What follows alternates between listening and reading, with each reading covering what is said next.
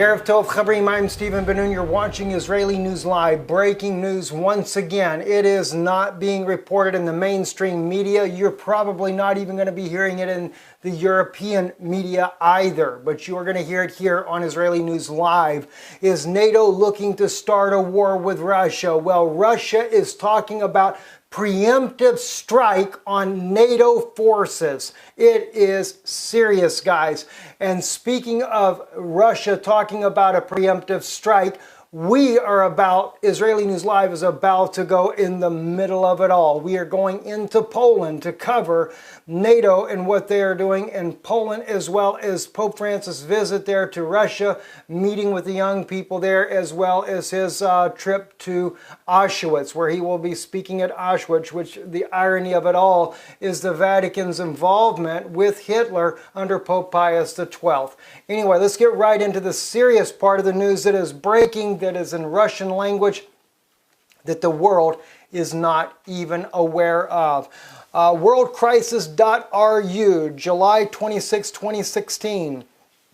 The title translated from Russian to English: Paul Craig Roberts warns after a leak of information in a German newspaper, Armageddon gets closer. Now, guys, we broke this to you the other day, and of course it's already been broken on other medias as well, Reuters, RT News, etc., breaking the story about Germans declaring the Russians an enemy. All right, but what you're fixing to find out is Russia's response to that very leaked information.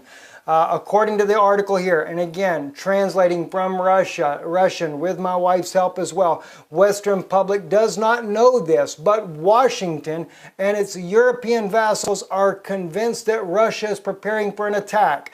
Eric Zoss reports on the leak of information in the German newspaper about the decision of the Bundeswehr to announce that the Russians are hostile to the German state. According to a report published on June 6 in the German Economic News, the German government is preparing for war against Russia. It does have a draft report of the Bundeswehr which announced that Russia, a hostile state, reports that the Russian Secret Service obviously knew about it. All right, now let's get into the deep of this now, guys. Before publishing it in the newspaper, a strong message of protest was sent to Berlin. The chairman of the Russian State Duma Committee on Foreign Affairs, Alexei Pushkov, wrote on Twitter, German government's decision to declare Russia an enemy points to the dependence of Merkel on the Obama administration. Washington could use the military buildup to pressure Putin into sending Russian opposition to the signing SORT treaty. However, it looks to some purely Russian politicians such as Vladimir Zhirinovsky, like Hitler on the border with the Soviet Union in 1941. Now, Zhirinovsky said that German troops on the border with Russia will cause a preemptive strike after there will be nothing left of the German and NATO troops. The more NATO soldiers on your territory, the faster you will die. All until you will, and basically the way he's trying to say this, until you will remove all the NATO troops from your territory. Now, you're going to actually get to see some of where he speaks on public television in Russia. You'll see that in a few moments. We'll go to that in a minute. Now, Russian Foreign Ministry Sergei Lavrov expressed his chagrin of Washington's belief in the need to use force and coercion rather than diplomacy. It is ill-advised for Washington. Russia is not considered capable of diplomacy. This is just absurd what's happening, guys. All right, now watch this right here. Indeed, Zhirinovsky has already come to this understanding, and perhaps Putin too, he says. As I wrote, Putin recently rebuked corrupt Western media in their role in fueling nuclear war. Putin said that Russia will not allow the stationing of American missiles in Poland and Romania. He reported it to Washington and Ibitsanoma, Polish, and the Romanian government. However, as Putin himself noted, they do not hear. Let's look at the very meeting he had. Now, this is what Alex Jones broke himself, trying to bring attention to the American politicians, the American people, of what the President Putin had to say. Notice on your screen, the Iranian threat does not exist, but the NATO missile defense is being positioned in Europe. Okay? Now, he says, that means we were right when we said that their reasons are not genuine. They were not being open with us. Always referring to the Iranian threat in order to justify this system. Once again, they lied to us. Now the system is functioning, being loaded with missiles. As you, journalists, should know, these missiles are put in capsules, which are used in the Tomahawk long-range missile system. See, speaking to journalists.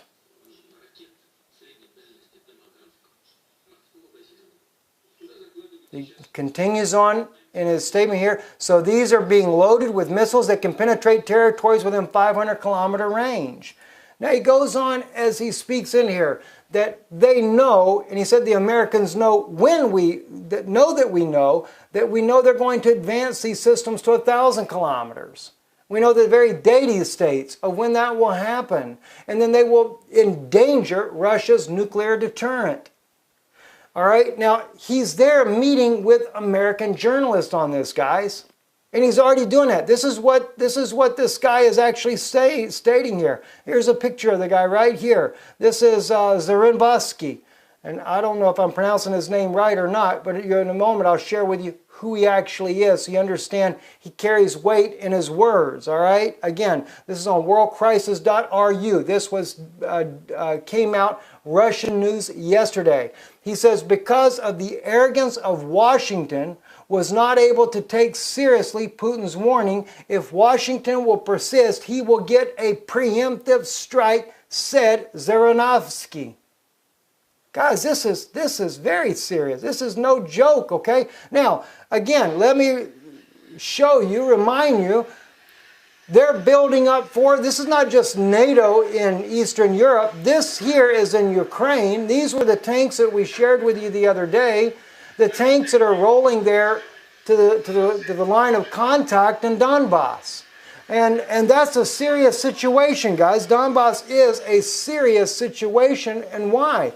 Because in Donbass, this is what they're doing in order to try to bring Russia up to fight in Ukraine so that NATO can justify their own preemptive strike. So we shared this with you. And if you go back to our video that we speak of, not the video where I first did this and showed these tanks here, but the one right after about the Ukrainian tanks are, in a standoff with Russia. I actually put the link to where this video can be found. Now you got to dig through it to find it because they're always updating new videos, etc. But this was actually from the front lines there where they were bringing the tanks in. All right, now that's only one thing. Now let's go back and look at who this guy, Vladimir Zaranovsky, who he is from the Wikipedia page about him. He's a Russian politician and political activist. He is a colonel in the Russian army, founder, and I assume that's former colonel, founder and the leader of the Liberal Democratic Party of Russia, a member of the Parliamentary Assembly of the Council of Europe, and was twice, in 2004 and 2000, elected Deputy Speaker of the Duma. So what the man says carries a lot of weight, and he is saying that President Obama is going to push, is about to push this whole situation into a first strike situation where Russia may end up striking first. Now, give you some of the reasons why we could end up in this type of conflict. Sea breeze in the Black Sea. All right, this was the exercise they did here just a few days ago. They had all kinds of warships there in the Black Sea, and they did it intentionally right near Sevastopol, and that's where the Russian Navy is located at. July 21st, near Whidbey Island, Black Sea, became an American ship landing. July 22nd, the USS destroyer Ross is expected to pass into the Black Sea. Combat equipped with information control system for missile defense, Aegis cruise missiles, Tomahawk, and anti-aircraft and anti-submarine missiles. It comes not just, of course, you can't expect a ship to go unarmed, so I mean, I'm not saying that they should be unarmed, but they are coming prepared for war. And not only that, guys, look, this right here, the image on your screen right now, this is what's happening in the Mediterranean Sea. In the Russian news article where I found this at right here, Russia says that the United States is showing their muscle in the Mediterranean. And of course, they're both antagonizing one another. I mean, anything could ignite a war. Then you also have, in TASS news, Russia to deliver S-400 anti-aircraft missiles to the Crimea grouping in August of this year. That was reported on July 15th. Now, I want to share with you something here. I thought I had it up here, but I guess I did not. Let me take you real quick. Give me 1 second. Let's go and look at the video where Zaranovsky is actually speaking about this conflict that we may go into on Russian television. 1 second. Has already approached the beginning of the possible war. 95% is left. If Russia is scared, the war won't happen. If Russia isn't scared, the war will happen. This is the question, isn't it? That's the commentator. Right, I've been already told about that a year ago. Why does he call this a summit crucial? Is it the reason? Exactly. Last year they have already planned that. The situation would become aggravated in the summer of 2016 to the maximum. They would issue an ultimatum. We would have to either agree or do what they saw right. The most dangerous is Warsaw's NATO summit in July. After it, either we retreat or they step back. There is no other way. We've reached the climax. That's it. Either there is a war or they retreat. Chief editor of Moscow's German newspaper, you said that we had already overcome 95% of the way towards the war. I don't understand. Why do you think so? Are you from Germany, he asked. Yes, I am. Get ready for mobilization. You may criticize the actions of NATO in the East. That's the German newspaper guy. They think that they can lessen the military threat by that. They are not attacking Russia. You shouldn't treat it as an attack. They are not attacking. Okay, so you seriously think that they're deploying NATO's bases at the Russian borders, you lessen the threat? That's what he asked the German guy. Russian society politicians in particular needed to understand why NATO thinks so. So we need to disarm before NATO and start seeing into your problems. They have arguments, the German guy says. They are not crazy. We need to help the Baltic states and Poland to appease that. Then start to buy the Baltic Sprott. Why are we deploying missiles there instead of buying their Sprott? Start buying it. Why don't you eat Sprott? That's what the guy asked the German guy. Yes, there is a tension.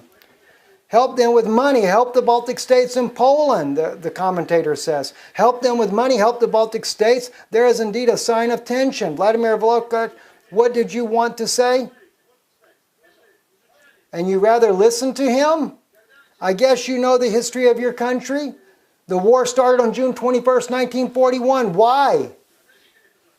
German troops came up to the Soviet borders. I think we don't need such a comparison, says the German guy. Stop. If German troops, the Soviet border, there wouldn't be.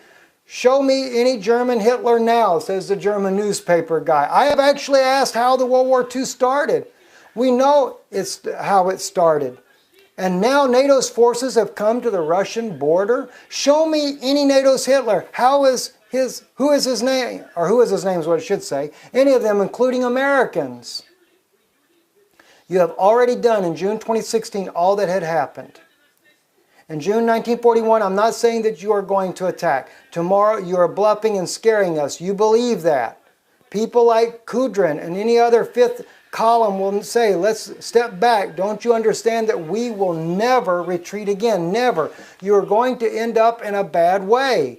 You're going to get yourself into a preemptive strike when there will remain nothing at all from both German and NATO troops. Honestly, all that has scared us. That's the host saying this. Not us. Nothing scared us. Europeans are afraid. Let them be afraid. Let Polish Germans be afraid. All of them. Then they will stand against us. But now they are imposed on an idea that they are safe as part of NATO. And opposite, the more NATO soldiers are in your territory, the faster you are all going to die. To the last man, remove NATO from your territory. Remove NATO from your territory. As he said, or you're all going to die. Guys, I don't know. Honestly, I can't even begin to tell you what is the answer to this situation. We know that Vladimir Putin has said if Hillary Clinton is elected, there definitely is going to be war. If Donald Trump is elected, then war will probably be averted. In fact, there is also in EU news today that, excuse me, not EU, it's actually Russian news, that if Donald Trump had become if he becomes president, that he will probably disband NATO, or at least the United States would leave NATO. I can tell you one thing. They're not going to allow, the New World Order agenda is not going to allow the United States to leave NATO. That is one of the strongest Roman forces that NATO has. And we are seeing a former colonel of the Russian military, a politician, well-respected man in Russia, saying that Russia is not going to blink. They're not going to back down. And NATO does not appear that it's going to back down either. They're building up faster than what you can imagine. One of the things that was stated in the article that really concerned me as well, well, two things. One, even what you see in what he stated here on your screen. They knew about this. They knew that things would escalate this year, 2016. I have read in other Russian news sources that state Russia is, and we've shared it already on Israeli News Live, Russia is anticipating an attack on its own country this summer. Either in August, late August, somewhere in that area there. Russian news has even said that because of the failing U.S. economy that it would justify a war on Russia just to try to bail out its economy. That Obama will do it before he leaves office. Guys, it's not good. I don't know, as the one guy says in the article here, as we brought this out a little bit earlier, that Putin recently rebuked corrupt Western media in their role in fueling nuclear war. Putin said that Russia will not allow the stationing of American missiles in Poland and Romania.